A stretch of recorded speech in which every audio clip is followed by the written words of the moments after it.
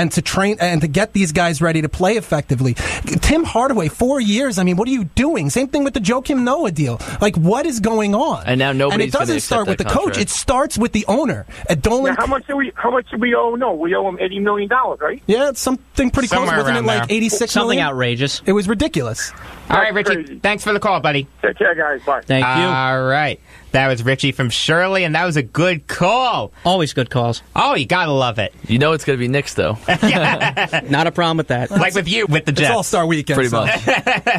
Yeah, thank God it's All-Star Weekend. I can use the break from basketball. Thank God. Yeah, same. Let's take a quick break. Speaking of, but don't go anywhere, because we'll have an exclusive interview with John Robertson coming up next. He's the author of Too Many Men on the Ice, the 1978 to 1979 Boston Bruins, and the most famous penalty in hockey history. It's coming up next on Beyond the Game on the Voice of Nassau Community College, 90.3 WHPC. My name is Lola Silvestri, and I'm going to be 95 this year. I spend a lot of time in my backyard. I feed the birds and the bees. I love my flowers. The color in my garden keeps the pink in my cheeks. I was very independent and thought I could take care of myself. I fell and I had to have Meals on Wheels. I love them. They're my savior. And I look forward to volunteers because they've all become my friends. It's Meals on Wheels. America, let's do lunch. 1 in 6 seniors faces the threat of hunger, and millions more live in isolation. Drop off a hot meal and say a quick hello. Volunteer for Meals on Wheels by donating your lunch break at americaletsdolunch.org. This message brought to you by Meals on Wheels America and the Ad Council. Hey, what's up? This your guy DJ Steph with the F. And if you didn't tune in last week to It's Saucy, this is what you missed. Yeah, but you know what's so funny? I found funny is like, remember that time Meek Mill donated like $50K to like Philadelphia public schools, and then Drake topped him with like $100K? That's so petty. It's just like, Free you Meek. and that petty stuff. Free Yo, Meek. stop that. Because we had a problem the other day. I ain't gonna say it, but you know I'm not petty. First of all, you're know I'm not super petty No, I'm because not. you be throwing low blows and sneak dissing on air. First you did it to my man Vaughn P last week. I said we have interesting people here. Now you throwing shots? You trying to come for me? I'm not coming for you. I'm just saying that, it hurt me, Sam. It really did. If you don't want to miss out on moments like this, plus hip-hop and reggae music, then tune in every Wednesday at 10 p.m. on the Voice of Nassau Community College on 90.3 WHPC. Did you know that 63% of homes contain allergens from cockroaches? And that mice spread potent asthma triggers found in 82% of homes? It's true. Common household pests are major offenders on the list of indoor allergens. Learn what you can do to help your family breathe easier. Visit pestworld.org. A public service message from the National Pest Management Association and the Asthma and Allergy Foundation of America.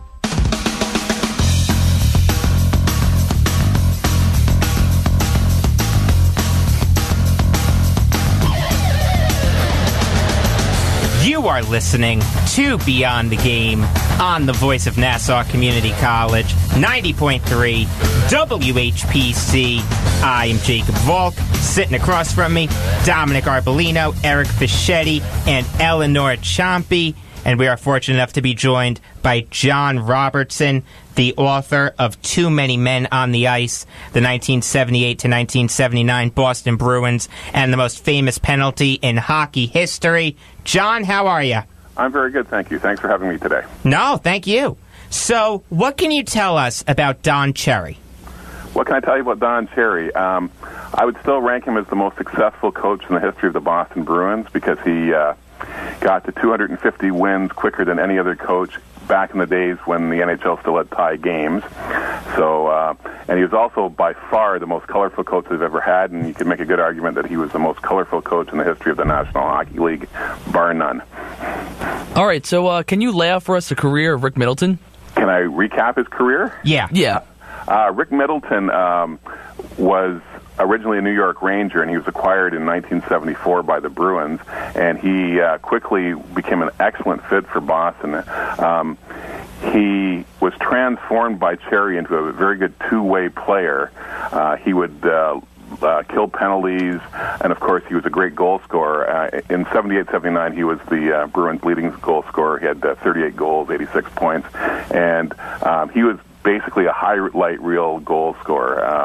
Every time he scored a goal, it was a very artistic. That's why he got the name Nifty. Most of his goals were very artistic.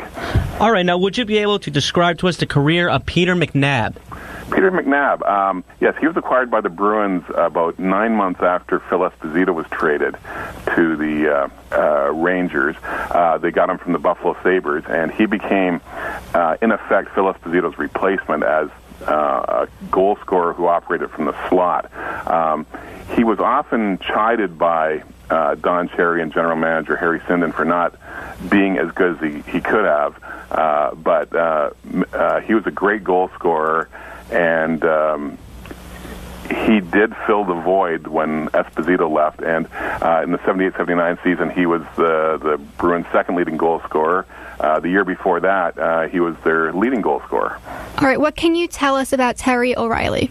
Terry O'Reilly, he was probably the ultimate Bruin in that if you had to make a caricature of what a Boston Bruin was in the late 1970s, Terry O'Reilly was it. He was hard-nosed. He always was among the leaders in penalties, but he was also a great goal scorer. He got 26 goals in the 78-79 season, and he always seemed to be the hardest-working Bruin on the ice. He was half the time he'd end up on his butt somewhere on the ice battling for the puck, but he was a hard-nosed player, one of the great fan favorites in Boston Garden during the 1970s and early 80s.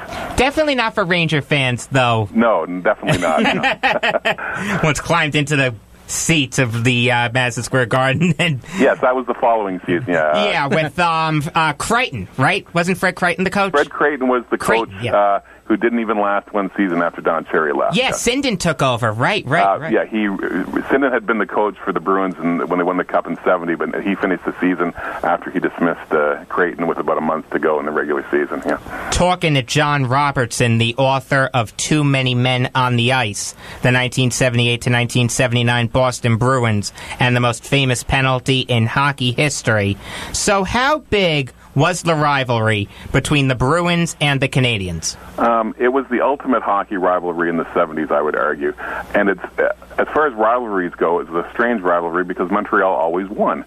Going into that season, Montreal had beaten Boston in 13 consecutive playoff series going back to 1946. Boston had beaten them twice in the playoffs, once in 1930 and once in 1943. But from 1946 onwards, Montreal had Boston's number in the playoffs, and it was absolutely aggravating if you were a Bruins fan or a Bruins player, because a couple of times for sure Boston should have beaten Montreal in the playoffs. 1971 stands out for sure. 1952, Boston probably should have won. 1958, they could have won. But most of the times Montreal was better, but in the late 70s, by the 1979 season, it was a bit of a toss-up. That semifinal series that I write about could have gone either way. All right, so can you lay out for us the career of Jean Rattel? Jean Rattel, he'll be beloved by both Rangers fans and Bruins fans. Very classy guy. Don Cherry always said he looked like a priest, so he could never criticize him. He held the Rangers goal-scoring record until Jaromir Jagr broke it in 2006.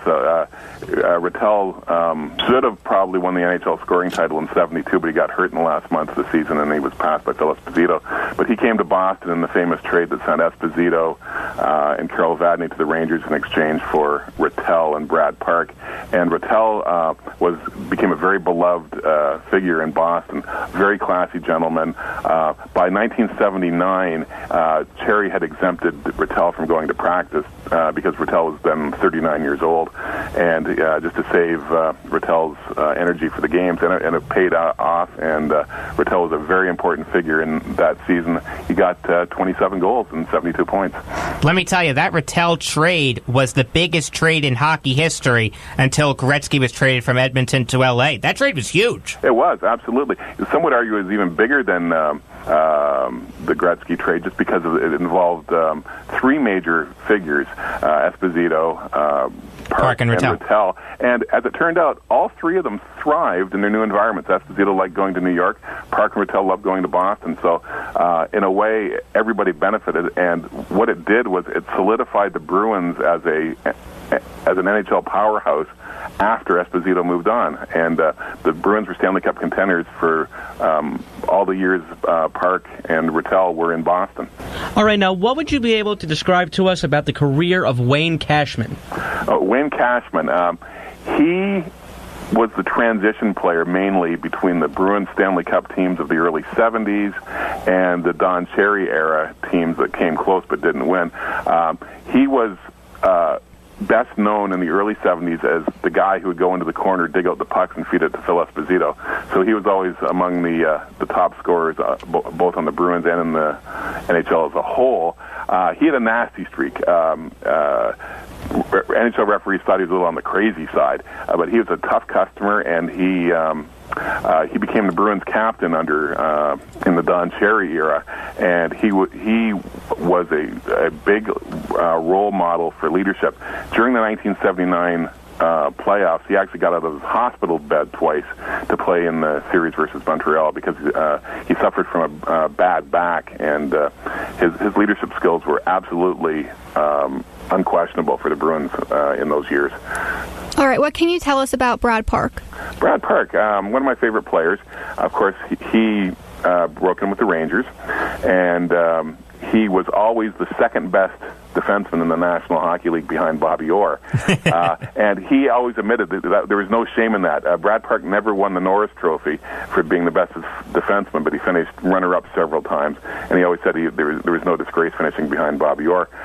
Park became a really key figure for the Bruins, and he was the only one on the defensive core of the Bruins that Cherry would allow to rush the puck and make passes anywhere from out, not off the boards of the glass. He gave Park some latitude because Park was so talented and creative, and he was a very determined leader, and without Park, the Bruins suffered. When Park was in the lineup, the Bruins played very well. In the 78-79 season, Park only played half the games, only played 40 games because of injuries, but he played all the playoffs. And I would argue to this day that Brad Park should have won the Conn Smythe Trophy in 1978 for the playoff MVP, even though the Bruins didn't win the Stanley Cup. No, that's a fair argument. Yeah. Talking to John Robertson, the author of Too Many Men on the Ice, the 1978 to 1979 Boston Bruins, and the most famous penalty in hockey history. And John, I'll get you out on this, the seminal question: whose fault was the Too Many Men on the Ice penalty? Okay, I'll state it. It's pretty much assumed that Stan Jonathan was a player who should not have been on the ice. Now, whose fault it was, that could go around to several people. You could blame Don Cherry, and Don Cherry has always taken responsibility for it. As the good ship's captain, he said it was his fault. I'm going to blame the Montreal Canadiens for it because the whole problem started because the Canadiens started triple shifting Guy Lafleur towards the end of the Game 7 when they were down by a goal, and Boston had a player named Don Marcotte who was one of the best checkers. And he was on Lafleur like white on rice. Exactly, except if you look at the last 2 minutes of the game when the Bruins had too many men on the ice, Marcotte was not on the ice. So the confusion started when Marcotte left the ice, and there was some dispute about who was supposed to replace him. So obviously 2 Bruins went on the ice. One should have been there and one shouldn't. And it's pretty much assumed that Stan Jonathan was a player who shouldn't have been on the ice. I've never really blamed Stan Jonathan, and most Bruin fans don't either, just because of the confusion. And Stan Jonathan that scored a hat trick in Game 6, and he was playing injured all year too. So it's hard to pin the blame on the guy. All right, John. Thank you for your time. Thank you very much. Right. All right. That was John Robertson. His book is Too Many Men on the Ice, the 1978 to 1979 Boston Bruins, and the most famous penalty in hockey history. Let's take a quick break. But first, I got to tell you about a great show that we have on this station.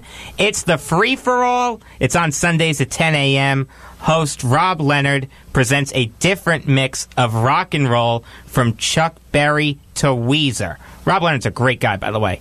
We'll be talking Olympics next on Beyond the Game on the Voice of Nassau Community College, 90.3 WHPC. Hi, I'm Janelle Hale, founder and CEO of the National Breast Cancer Foundation.